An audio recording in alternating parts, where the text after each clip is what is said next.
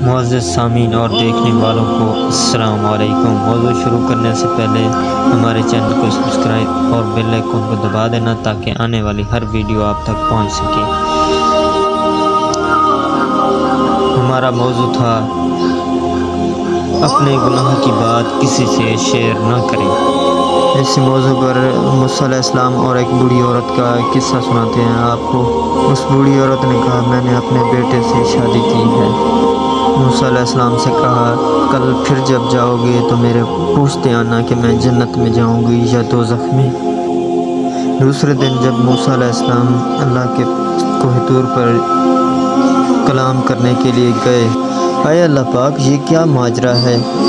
وہ بوڑھی عورت جنت میں جائے گی؟ اللہ نے کہا، نہیں، وہ جہنم کا ایندھن بنے گی۔ یہ کیا ہے اللہ پاک؟ کل تو آپ نے کہا تھا کہ جنت میں جائے گی، آج آپ کہہ رہے ہیں کہ جہنم کا ایندھن بنے گی۔ یہ کیا ہے اللہ پاک؟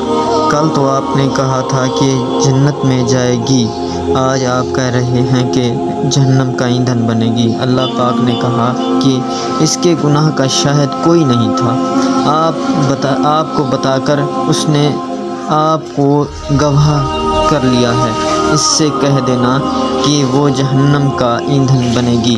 اللہ پاک سے کلام کر کے چل دیے۔ راستے میں وہ عورت ملی۔ اس نے کہا، اے موسیٰ آپ پر سلام ہو۔ موسیٰ نے کہا، آپ پر بھی سلام ہو۔ ہاں پوچھا دوبارہ؟ موسیٰ نے کہا، ہاں پوچھا۔ اللہ پاک نے کہا، آپ جہنم کا ایندھن بنو گی۔ پھر سے حیرت میں پڑ گئی اور کہا، کل تو آپ کہہ رہے تھے کہ جنت میں جاؤ گی۔ موسیٰ نے کہا، اللہ پاک نے کہا کہ آپ موسیٰ کو اپنے گناہ کا شاہد بنا دیا، اس وجہ سے آپ کو معافی نہیں مل سکتی۔